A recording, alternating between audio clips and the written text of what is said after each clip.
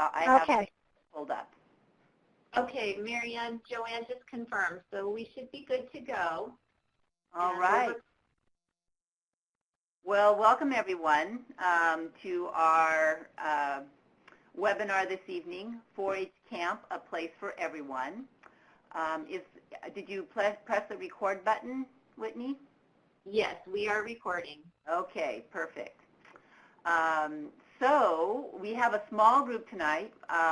We weren't able to send out a reminder call because, or a reminder notice via the internet because the server for that sort of service was down with the university. It's been down all day today. It was down yesterday evening. So it's just sort of, if people remembered, they were dialing in. So really happy to see that that we have four participants, and the call is being recorded so that we can people can refer to it later. So just out of curiosity, does everybody see where they can raise their hand up there on the top left-hand part of your screen, the upper left screen there next to the little phone icon? Raise your hand if you are an adult camp director for your 4-H camp, a volunteer camp director for your 4-H camp. So Jen is and Jessalyn is. Okay. If you're a 4-H staff member, could you raise your hand? And that's Joanne.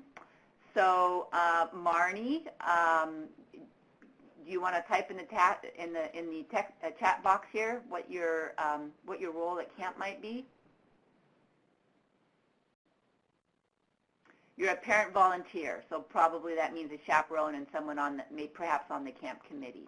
Okay, wonderful. Well, tonight's webinar is entitled 4-H Camp, A Place for Everyone. And I'm Mary Ann Bird. I'm the 4-H Youth Development Advisor in Sacramento County. And our co-presenters this evening, I'll let Connie introduce herself. I'm Connie Cotillier, and I'm on the committee, the advisory committee, and I've been involved with that for a long time. It's good to be here. And then Whitney. And I'm Whitney Bell, and I am the 4-H analyst based out of the state 4-H office, and I work on 4-H policy and those types of aspects of the program. Great, thanks. So I'm going to let, let's see, do I advance that slide? Can I do that? I guess I can. Yeah, there we go. Okay. So the purpose of tonight's program, the agenda for this evening, is there are actually 4 things that we're going to be covering. We're going to talk about the importance of inclusion in our 4-H camping program. So initially we were thinking of inclusion in terms of making sure that young people with disabilities were included in our camping programs. But we're going to be talking about inclusion in a broader sense tonight. We want to think about inclusion in a broader sense this evening. We're going to talk about planning for inclusion, the sorts of things that we can be doing as camp administrators to make sure that young people are, indeed included in our program and that we can serve them well. We're going to talk about how we have a dialogue with parents or guardians, those people who know their children best. And then we have a list of resources that can help if you were to need further assistance. So we're going to do all those things this evening. So if people want to just chat or type in the chat box, when I say inclusion, what do you think of? What is inclusion?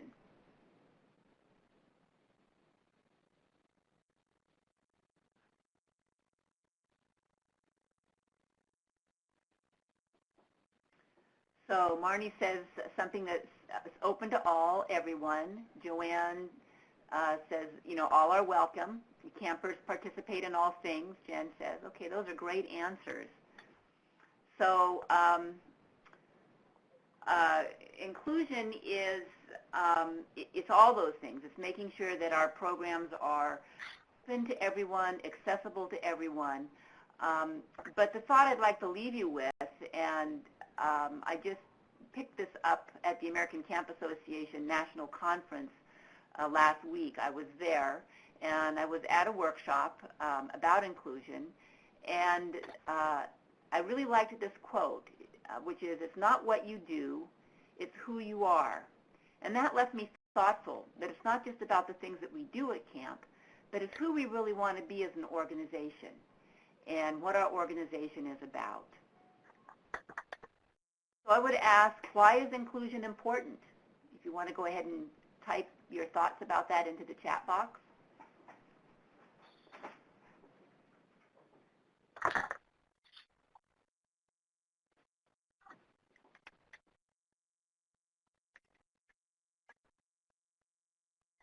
So nobody feels left out. It allows everybody to be part of it. We have all types of kids. Belonging is key to healthy development, right on.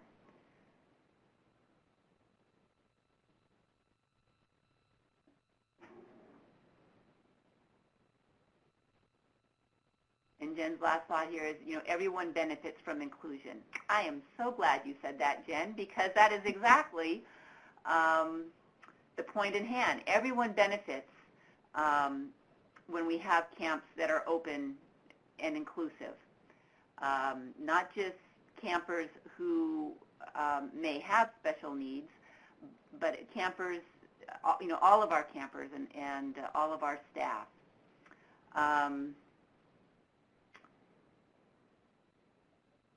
Our programs are stronger as a result of including differences.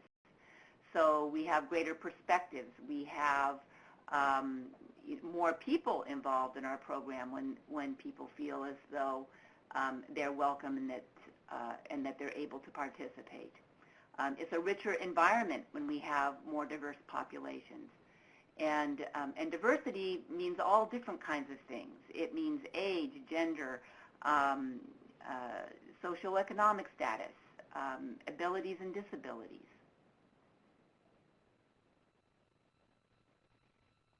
It's our mission. So that's part of what 4-H is about, is serving our entire community. And finally, for UCANR, it's the law.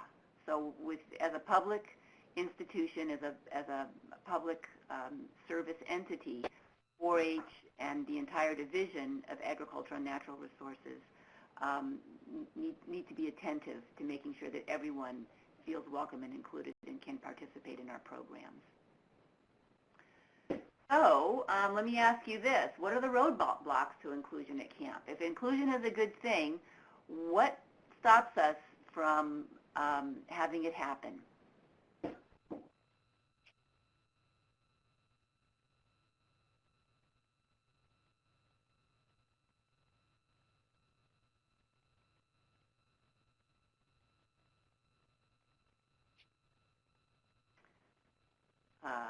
A camper that doesn't fit in well with their group, misunderstandings, those are reasons why it doesn't happen.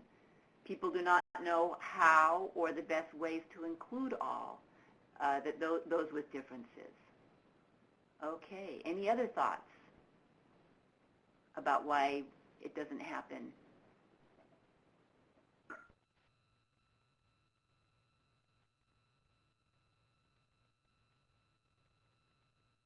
Okay, so essentially these things fall into one of two categories. The first is lack of knowledge. And just like Marnie says, people don't know how or what the best ways are to include people who are different than themselves in programs. Or there's a lack of knowledge about how to make those special accommodations that individuals might need. Knowing how to accommodate, knowing how to prepare and train our staff, knowing what we're required to do by law. All of those things are knowledge pieces that we lack and stops us from moving forward with this. And the second thing is fear. it's fear of many things. Fear of failure, fear that inviting people who are different might change the nature of our programs, fear of acceptance, physical or emotional risks that we fear that maybe we might be assuming if we have people who are different in our programs, fear of parents and what parents might think if we include people who are different than perhaps what is typically seen in our programs.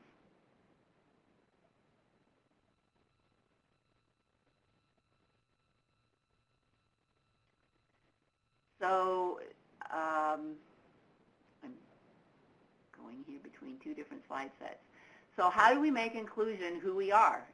If that's really what it is that we say we want to do, that we want to be, not just that we want to have activities and act in inclusive ways, but actually be an inclusive, diverse organization, how do we make that happen? Well, the first thing that I think that we need to do is we need to acknowledge our fears and our feelings and recognize where it's based. I think sometimes the first thing we go to are the reasons why we can't bring someone on board who perhaps has a physical disability to our camp. And we have all the reasons and the fears as to why that isn't going to be possible. And then the next thing that we need to do is once we begin to understand that that being fearful is normal when we're doing something that we don't typically do, that we need to confront, and we confront those fears, is having a conversation with parents so that parents understand the nature of the camp and the camp understands the needs of the child who's coming up. So having that dialogue, and also to have that conversation with the resources that we have at UCANR so that the support can be there to help to make sure that that child indeed has a safe experience and that we're knowledgeable of the laws and policies surrounding participation.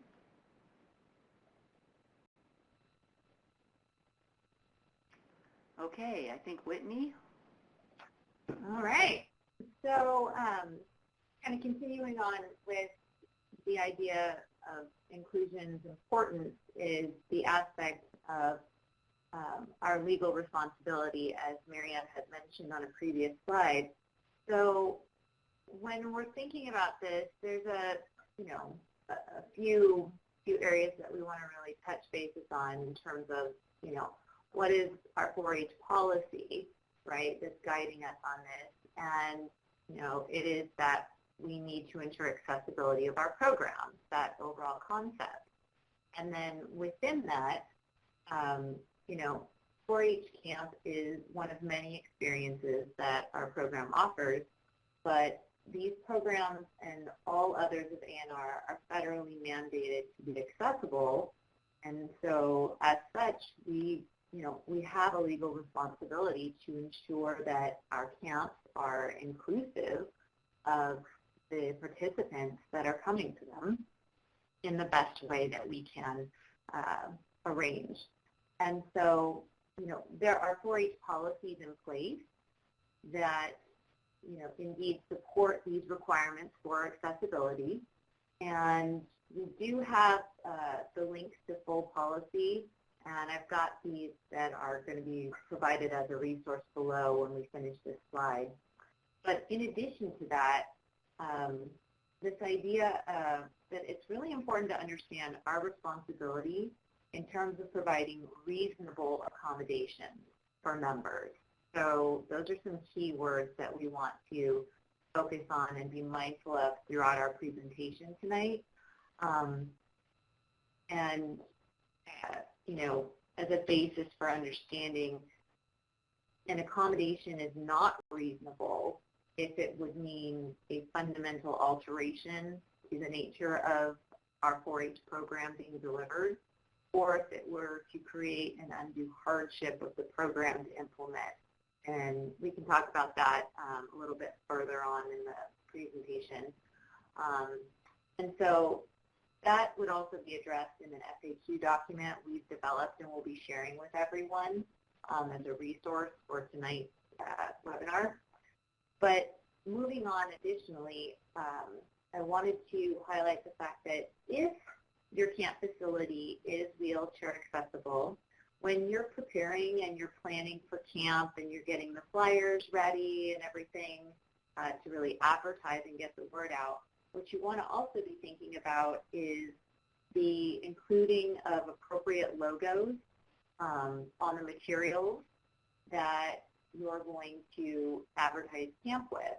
And so these logos, and I have the wheelchair logo that we have here, the logos are built into a branding toolkit that we've got the hyperlink listed here, and they can be downloaded as really easily as a combined graphic that is in combination with our A&R non-discrimination statement. So it's all very ready to download and just put right into your flyers. So these are some of the key things that you want to be mindful of. And then, of course, we do have our policy, Chapter 3, is where we address, our disability policy and affirmative action and all of those topics that kind of tie into tonight's presentation.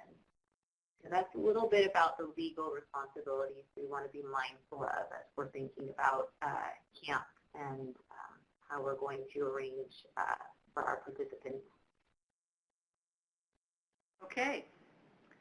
So let's move in a little bit. I think Connie's got the next slide here. We're going to talk a little bit about planning for inclusion, what kind of things we do to prepare.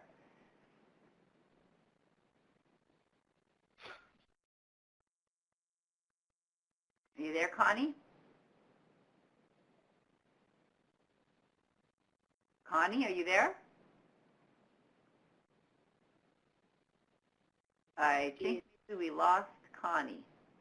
He's typing on the computer. He says, I am, but we can't hear you, Connie. I wonder if her phone, is your phone on mute?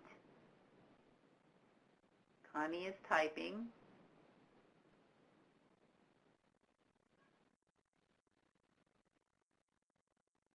I must have lost connection.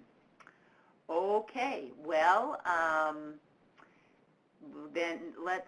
I'll go ahead and try to fill in here. Then, do you want to try to call back? And when you come back in, I'll hand it back over to you. How does that sound, Connie? Okay, so. We talk about reasonable accommodations, and the American with Disabilities Act, definition is here. And note that it specifies that accommodation does not include undue hardship. This is what Whitney mentioned earlier, or fundamentally changing the nature of the program. So an example of fundamentally changing the, a piece of the program would be, for example, if you offered beach volleyball as one of your activities at camp. It would not be a reasonable accommodation to pave the beach volleyball court so that to make it wheelchair accessible, because that essentially changes the nature of beach volleyball. It's a different kind of volleyball then. So so there are going to be some activities while your camp may be accessible to kids with disabilities, there may be some activities at your camp that even with accommodations, children may not be able to participate in, and that's okay, and that's okay.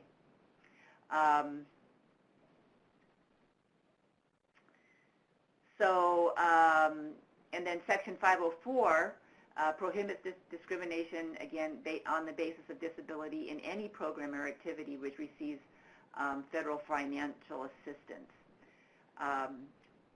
This is the law. What we want to do, though, is reach beyond that, and what we want to do is make sure that our programs are inclusive and that people with disabilities are actually integrated into our programs. So one of the things that I know Connie was going to mention is that sometimes camps,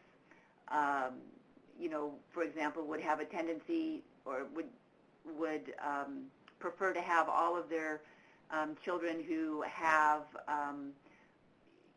who would be in wheelchairs to be in one particular living group or one particular cabin. And that's not really what we're aiming for here. Really what we're trying to do is to integrate our camps as much as possible, because that creates that rich and inclusive environment that not only benefits campers with disabilities but also our camp participants. Joanne had a question here. She says, what about mental developmental cases? So people with mental disabilities are also covered under the American with Disabilities Act. People with emotional or behavioral issues are also covered under the Americans with Disabilities Act. So, Can you hear me now? I can, Connie. Welcome back.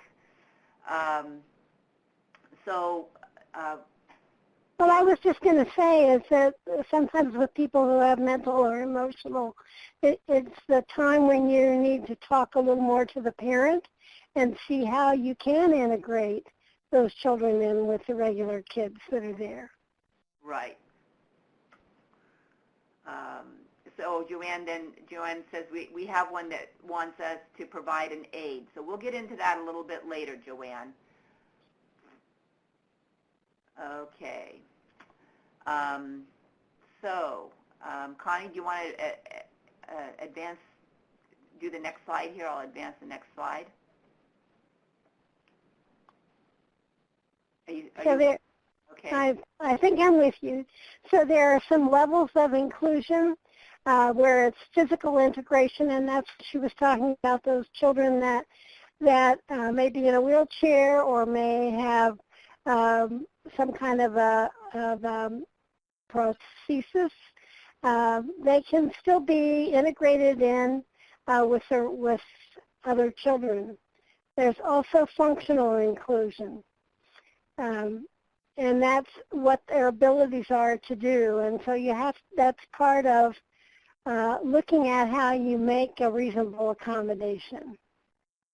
And social inclusion. So it's the ability to communicate, it's the ability to make friends, it's the ability to see what's happening in the cabin group or see what's happening within the group so that everyone feels comfortable. So if you were to measure, these are actually sort of hierarchical. Physical integration, really, if you were to measure that, it would be how many activities can be accessed by the campers. How many activities, could they I mean, it's possible, for example, that even campers with mobility issues can do a climbing wall with the proper equipment. So physical integration is how many activities can be accessed. Functional inclusion is individuals are, they're participating alongside of their peers, and so there is kind of a parallel play going on or a parallel activities going on. And social inclusion is really what we aim for, which is where there's helping and cooperation and sharing and discussion of feelings and positive social interactions with peers. So that's really the pinnacle of what we aim for, programmatically. So really our focus should be on social inclusion rather than just physically integrating campers into programming. So how do we gather information to understand our campers and sometimes even our staff's needs to create a welcoming and inclusive environment?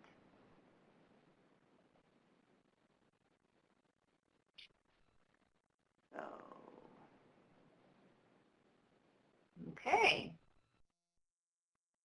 So kind of just on the heels of what Marianne and Connie were mentioning, part of your planning phase, what you want to plan for inclusion would really touch base on, you have applications, you have registration forms, and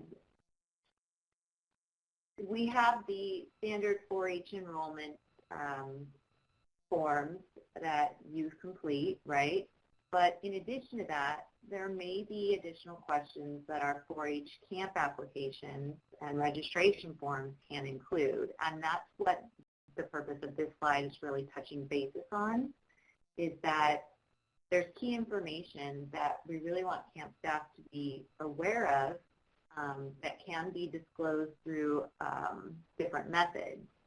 And so that's kind of the focus here, is that, yes, you have the 4-H enrollment form, which is completed by every attendee at camp, and that provides us the health history information, which is very important for us to review and know. But in addition, you've got the camp application for staff, and that's one form. So that applies, and that's completed by our camp staff, and we want to make sure that indeed their application for camp, which serves as their registration form typically, that we follow up and we have a dialogue if necessary and conversation, so that camp staff are understanding and know more about our teen counselors to better meet their needs as well. And on the application form, there may be additional supplemental questions that you see listed on the bottom half of our slide here, right? And these would not be found on the health history form, so they are supplemental. And beyond the camp application for staff, you've got that camp registration form. So again, these same supplemental questions that are listed here can be on that camp registration form. And these questions are essentially extremely helpful to ask on camp applications, and really they can just help our staff really best ensure that we understand all the youth in a more meaningful way, and really who is attending our camp. So as a standard, this is really a good best practice to follow in creating your camp registration and application form. And the end result is just that this information is going to make us ultimately much more sensitive to everyone's special needs who is attending camp. So as you can see below, we've got some examples there, and we've definitely highlighted the importance of this up top with what are the benefits that we're going to get out of having these supplemental questions, and the ultimate reason for doing so. So it's just to further educate us and know as much as we can about our participants and really serve everyone's needs as much as possible. Do any of you ask questions like this on your registration forms for campers or on your staff applications? Okay, Jen says yes. Jen, what county are you from, Jen? Santa Clara. Okay, great. And Joanne does it also from Stanislaus. Okay. Yeah, so these are really helpful questions for any camper coming up to camp. Is there anything else you'd like us to know about your child, and what makes your child special, and what techniques can we use to help them when they're having difficulties? All right. So, moving right along, it should be a common practice, as we just mentioned on the previous slide, that we've got a 4-H health history form that everyone's fairly familiar with, I would assume. And so it's common practice that our 4-H staff and our medical personnel really are reviewing the camp health forms prior to camp for all of our campers as a practice. And what's important to note is that if there are any accommodations that would need to be made, that they are noted, and the necessary and appropriate conversations are going to begin at that point. And we are going to be discussing further along in our presentation tonight how you're going to use the information that may be on this health history form or the registration to determine the follow-up dialogue that you're going to have with those parents and guardians. And with that being said, some things that we want to keep in mind, obviously, is, as I said, this information really does need to be reviewed by our medical staff, our camp leadership, of course. And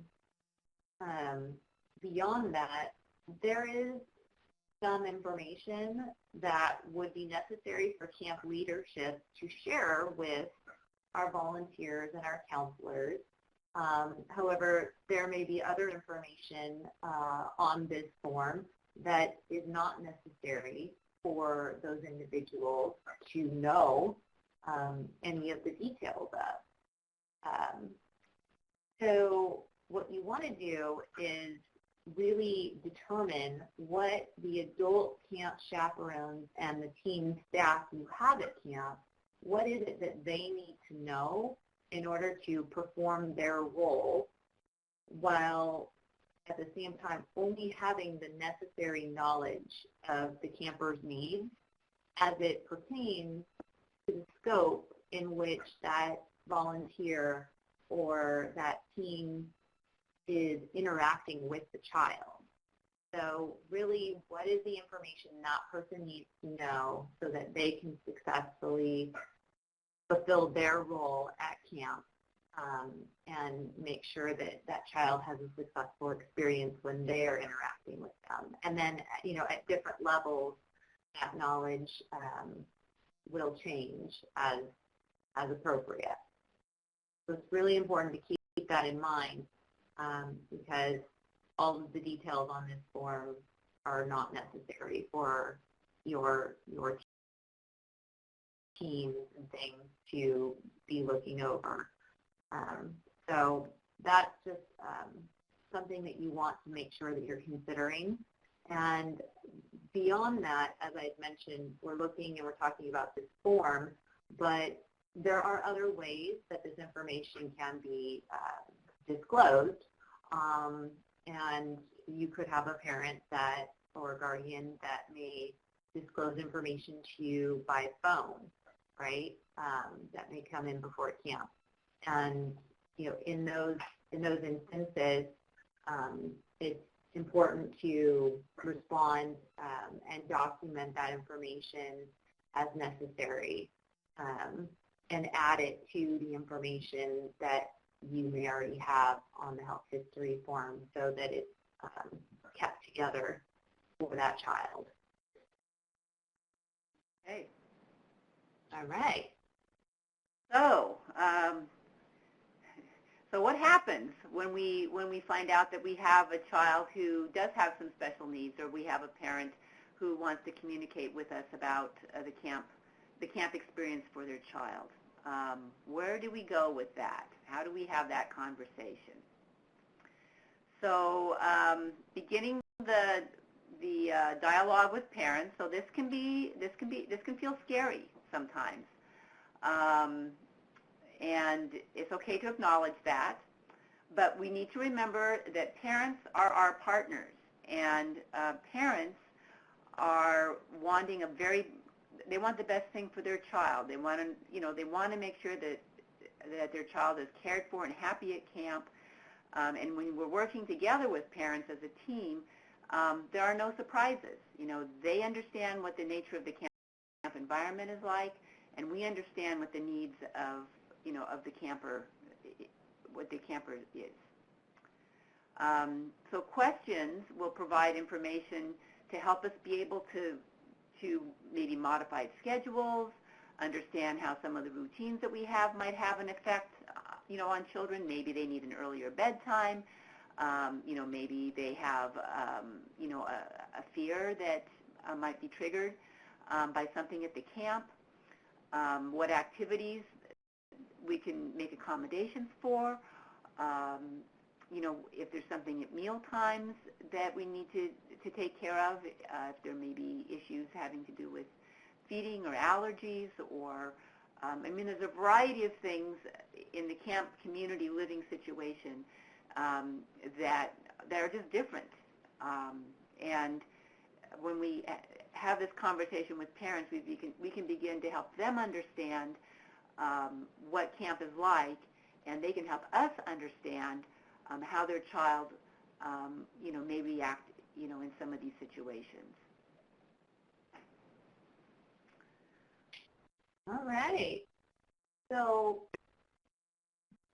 with that in mind, and thinking about this dialogue process with parents and guardians, to help staff identify when there is in fact a need, we've developed and highlighted the following areas that you want to be aware of that the family may disclose to you, and when they have disclosed any such information that's falling into these categories we see here, right? If it's additional assistance that might be needed, medical condition, disability, medications listed, or any of our emotional and behavioral questions, right? Any of those things that you're seeing from those health history forms, right, or the supplemental questions, then you would then evaluate if that information, as it's been shared with you, either would or even might have the possibility of requiring something different than what the 4-H program is already doing for all of our camp participants. And so keeping that in mind, right, when that is the case, you do see this information and it would in fact represent a potential requiring us to do something different. If that's the case, you will want to begin the dialogue process with the parent or the guardian.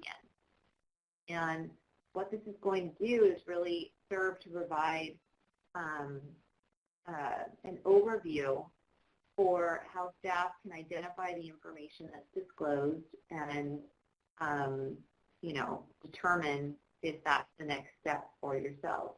And what I want to make sure that I emphasize to everyone is what is our goal here throughout this dialogue process it's really this goal is kind of our guiding approach that we want to take, right, when parents and guardians have disclosed to us that this helps instill a confidence that our program will be responsive and address the needs appropriately for that child.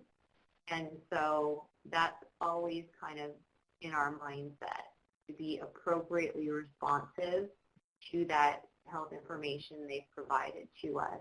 And we're going to talk a little bit more about what that appropriate response plays out and looks like. So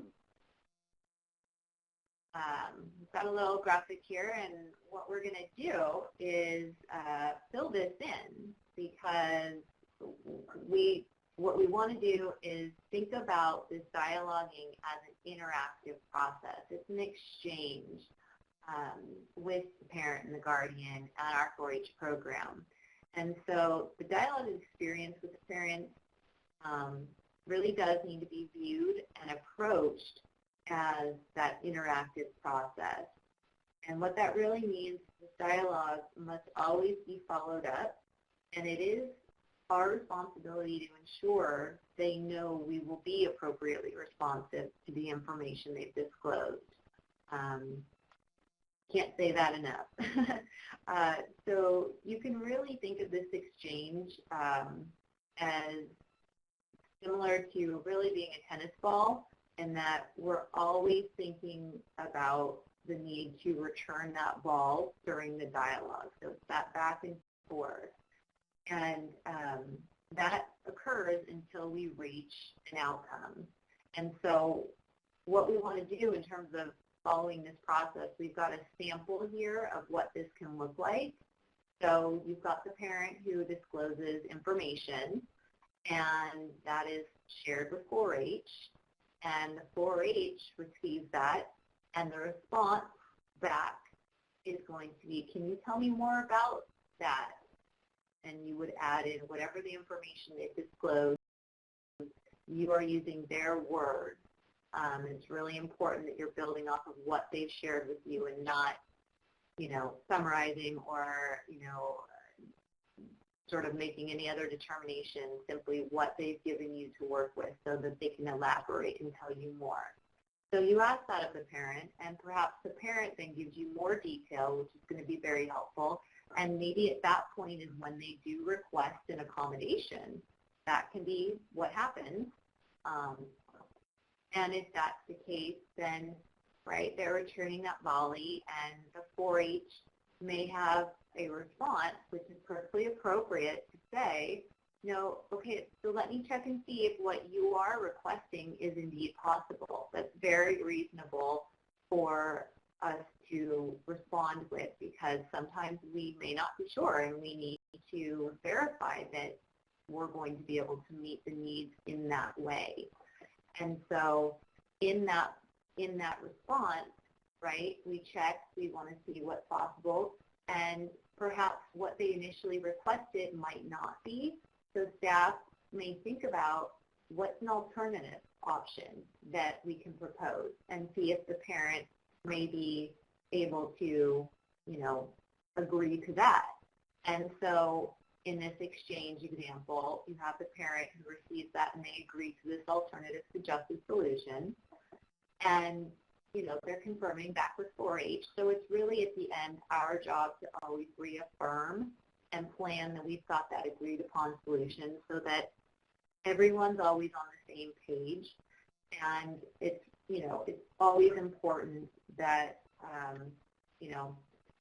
sorry for the graphic, it got a little jumbled there, but again, just emphasizing this isn't how every interactive process or dialogue goes with parents. It could be shorter than this exchange, it could be longer. This is just one example of what that process could look like. And additionally, just to remember that the dialogue process, it will continue until we have that agreement and we have a plan that is going to work for all of us. So that child has a successful camp experience. And this is just reiterating again, right? We always provide that follow-up response. And so, again, thinking about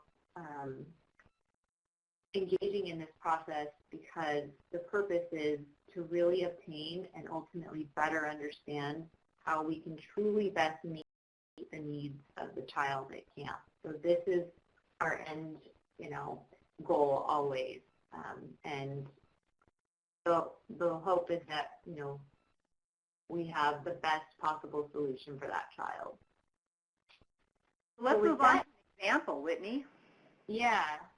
So let's go ahead, and what I'm going to do is just kind of read for everybody that we're going to be discussing what to ask and what not to ask, but first we have a scenario for everyone to kind of think about what we've already been talking about and kind of put into play what are questions that you would follow up with a parent and ask, thinking about that back and forth dialogue. If you had the scenario of, on the camp registration and the health history form, the parent discloses that the child has anxiety and that they will wet the bed at night. Knowing what they've disclosed to you, what would be some follow-up questions you would then begin to dialogue with the parent using?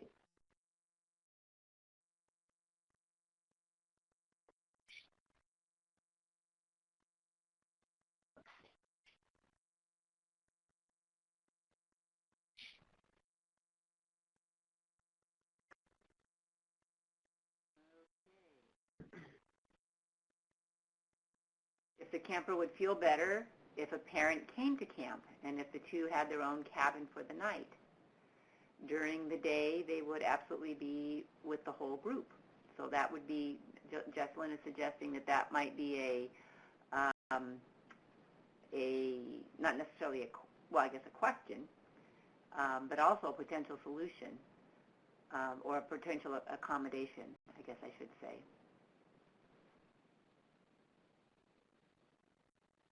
And I see Ben and Marnie are typing. Okay.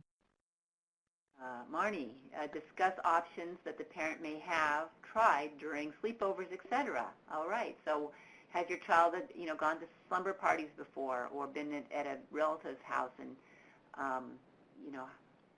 what kind of options seem to work there? Good suggestion. And what do they do at home? What do they do at home? Yeah. So I think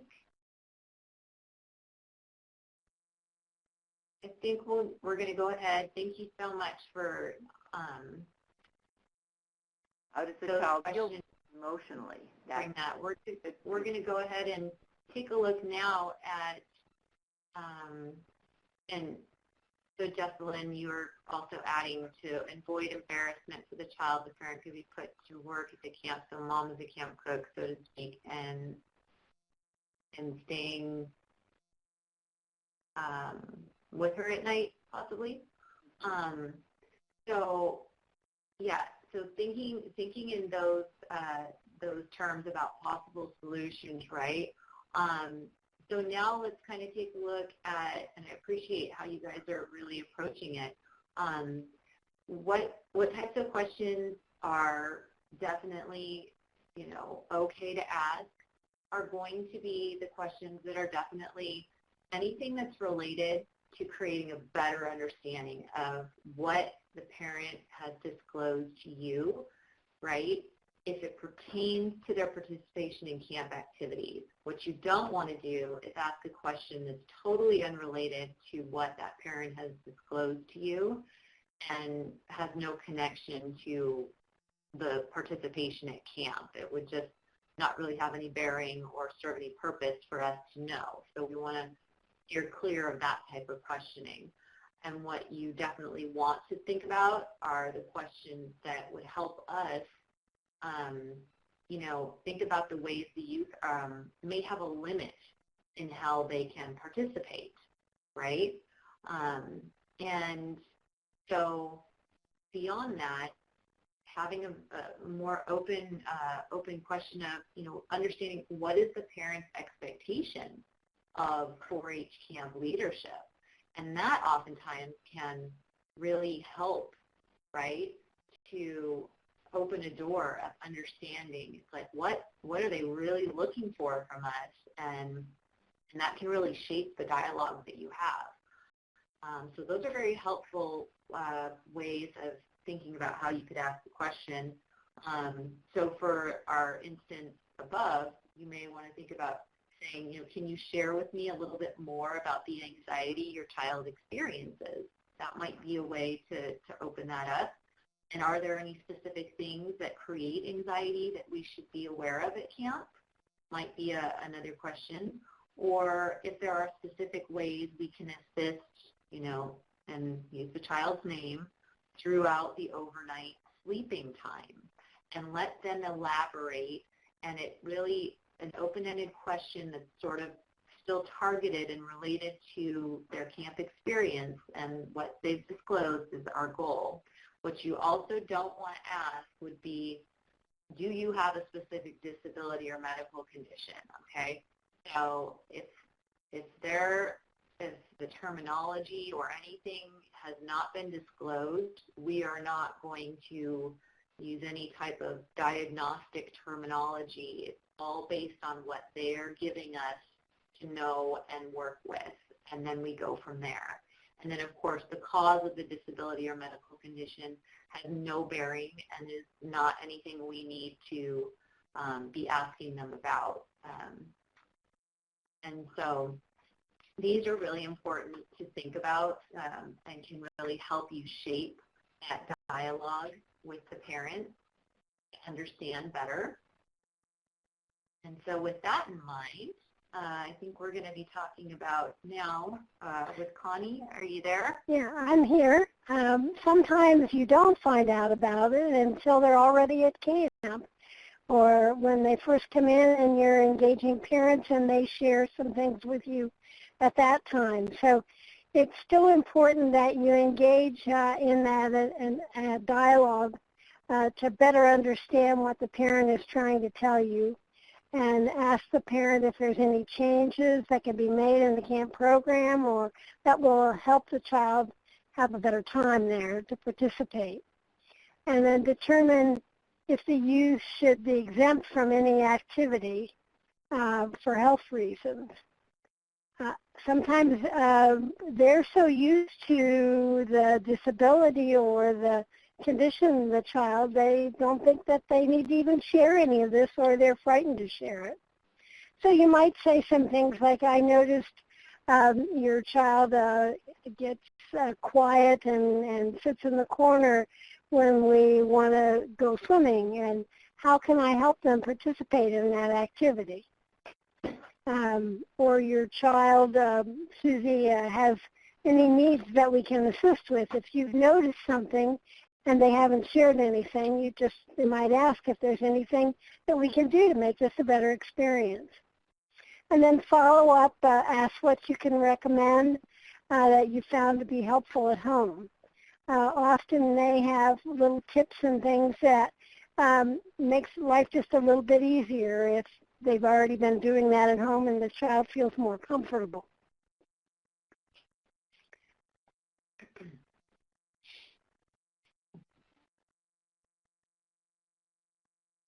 So what we're going to do now is discuss a little bit more about accommodation forms.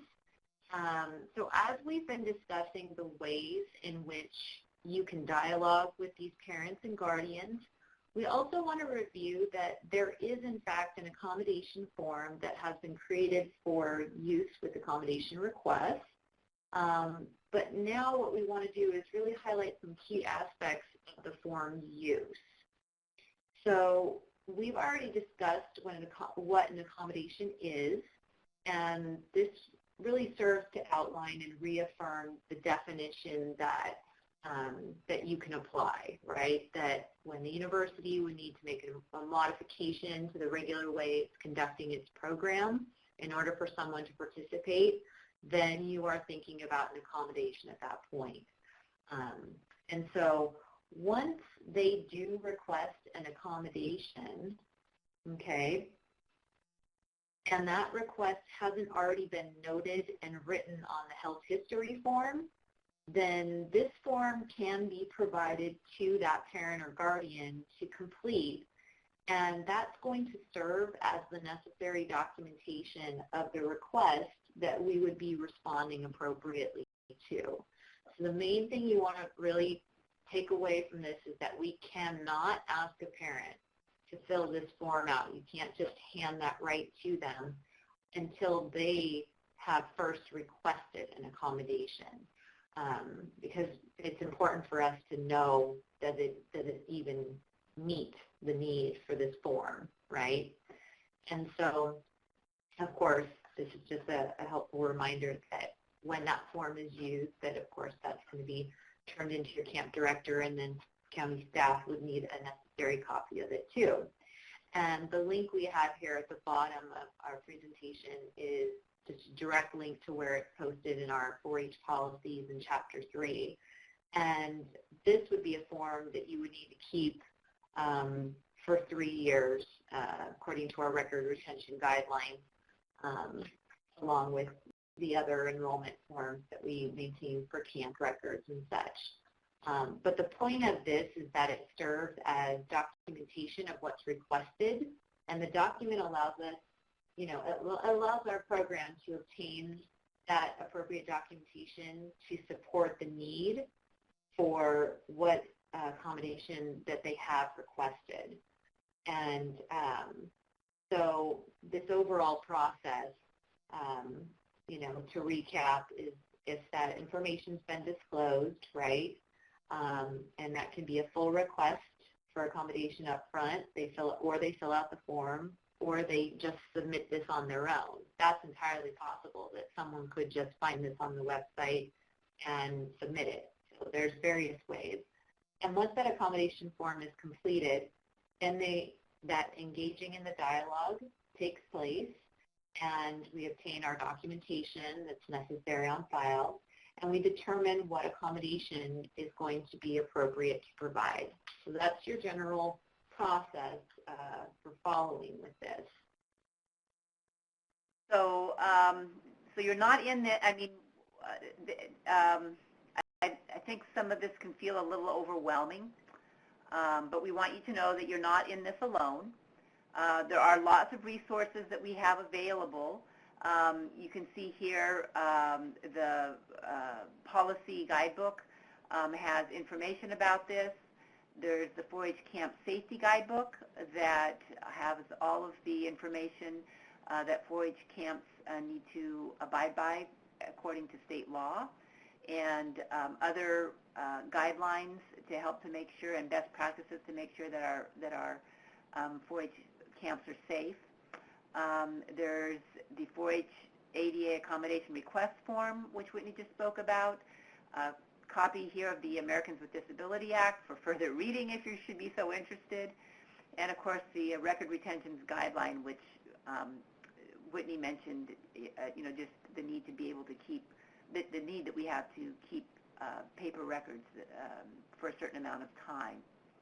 And Marianne, if I could just add on, I brought over into the Adobe Connect room, there's a web link, and in there is a 4-H, it's named Disability Policy FAQ, but that contains several of the common questions that may come up that you might experience.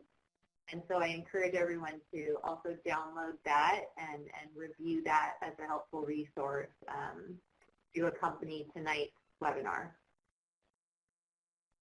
And probably most important, you have people to talk to these things about, to talk with these things about. Whitney is, of course, our policy guru and is the go-to person when it comes to policy questions at the State 4-H office. John Sims is our affirmative action officer, and he is quite knowledgeable about the American with Disabilities Act and other laws and guidelines for inclusion. And then myself, Marianne, and my counterpart, John Borba, were the chairs of the Camping Advisory Committee. And so frequently I will get questions from people when they're not sure what to do. Sometimes people will find my name on the website, and John too. And you feel free to shoot us questions or pick up the phone and give us a call, and we'll answer what we can, and what we can't, we'll dig further. So, so you're not in this alone by any means. Just a few closing thoughts here as we finish our time this evening. Remember, inclusion is not what you do; it's who you are and who we want to be, which is an organization where everyone feels welcome and included.